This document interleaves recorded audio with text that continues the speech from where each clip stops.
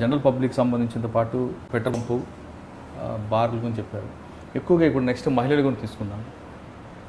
బంగారం అంటే మహిళలకి ఒక ప్రేమ పిచ్చి.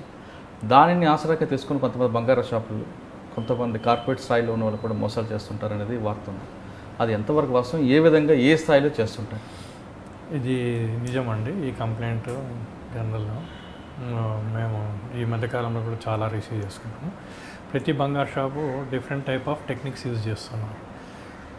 యాక్చువల్గా మేము వేయింగ్ స్కిల్ యాక్యురసీ తీసుకొచ్చాము 1 mg వరకు తీసుకొచ్చి ఎక్కడ వాళ్ళకి ఈవెన్ 1 mg కూడా లాస్ రాకుండా వేయింగ్ స్కిల్లో జాగ్రత్త తీసుకోవడం అనేది జరిగింది. వాళ్ళు ఎలక్ట్రానిక్ వేయింగ్ స్కిల్ అన్నీ చెక్ చేసుకోవడం, ఇవన్నీ నార్మల్గా సీల్స్ ఉన్నాయని చెక్ చేసుకోవడం, తర్వాత టెస్ట్ వెయిట్స్ కూడా పెట్టి క్రాస్ చెక్ చేసి చేసుకోవచ్చు. తర్వాత గోల్డ్ చేసుకోవచ్చు. ఇక్కడ మా డిపార్ట్మెంట్ నిర్ణయం ప్రకారం ఏంటంటే ఏదైతే వేస్టేజ్ అనేది ఉంటుంది, వేస్టేజ్ అనేది మా నామ్స్లో ఎక్కడా లేదు. మరి పేపర్లో ప్రకటనలు ఇస్తుంటారండి, ఆషాఢం సందర్భంగా తరుగు లేదు, తరుగుతో పాటు మేకింగ్ ఛార్జెస్ ఫ్రీ అంటుంటాడు. అంటే మోసాలు అంటారా, లేదంటే నిజంగా వాళ్ళు కస్టమర్ని అట్రాక్ట్ చేయడానికి ఎలా చేస్తున్నారు? తరుగు లేదంటారు, కొంతమంది 5% తరుగు అంటారు, 10% తరుగు అంటారు, ఫ్లాట్ తరుగు అంటారు. ఈ తరుగు అడ్వర్టైజ్మెంట్ ఇవ్వడము, ఈ కొంతమంది స్టార్ క్యాంపెయినర్స్ ఉంటారు, ముంబై యాక్టర్స్ కానీ తెలుగు యాక్టర్స్ కానీ, అది ఇవ్వడం కూడా తప్పండి. లీగల్ మెట్రాలజీ యాక్ట్ ప్రకారం తరుగు అనే మాట ఎక్కడా లేదు, ఎక్కడా పోదు. బంగారం కరిగించినట్టే ఉంటుంది.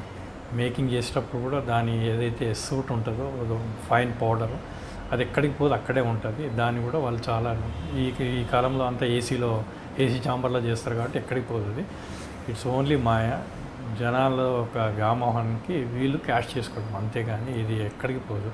ఇంకోటి గోల్డ్ రేటే ఉండాలా. స్టోన్స్ వేస్తారు, డిఫరెంట్ టైప్ ఆఫ్ స్టోన్స్ ఉంటాయి, రూబీస్, మన పెర్ల్స్, అదర్ స్టోన్స్, కొన్ని అంకర్ డైమండ్స్ అవన్నీ వేస్తారు. దాని రేట్ సపరేట్ వేయాలి, గోల్డ్ రేట్ సపరేట్ వేయాలి. కొందరు ఏం చేస్తారంటే గోల్డ్లో ఇవన్నీ స్టడ్ చేసినాక, జ్యువెలరీలో స్టడ్ చేశాక మళ్ళీ ఇవన్నీ టోటల్ వేసి ఒక వెయిట్ తీస్తారు, అది గ్రాస్ వెయిట్ వస్తుంది. సపోజ్ ఎంత 120 grams వస్తుంది. ఇవన్నీ డిఫరెంట్ ఏదైతే స్టడ్ చేసి ఉంటారో డిఫరెంట్ టైప్స్ ఆఫ్ స్టోన్స్, దానికి సపరేట్ రేట్ వేసి మళ్ళీ అవి కూడా వసూలు చేస్తారు. 120 grams ఒక ఆర్నమెంట్ ఉన్నది, దాన్ని 130 140 వేస్తారు. అది కస్టమర్ చూసుకోవాల్సిన అవసరం ఉంది. అది ఏదైతే స్టడ్ చేసినో అవన్నీ సపరేట్ రేస్ వేయాలా.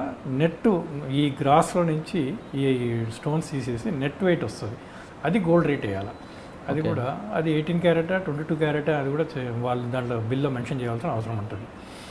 ఈ వేస్టేజ్ అనేది కొత్త టర్మినాలజీ ఒకటి యూజ్ చేస్తున్నాం, వాల్యూ అడిషన్ అనేది it is not supported by any law. Value addition only GST ఒకటి గవర్నమెంట్ అలో చేస్తుంది. ఏ టైపు అడిషన్స్ అనేది చేయకూడదు ఆర్నమెంట్లో. They can do only making charges అనేది వాళ్ళు చేయడంలో, వాళ్ళ డిజైనింగ్ కానీ, వాళ్ళ క్రాఫ్ట్మెన్షిప్ కానీ, లేకపోతే వాళ్ళ ప్రాఫిట్ అయినా కానీ అదొకటి తీసుకోవడానికి ఛాన్స్ ఉంది.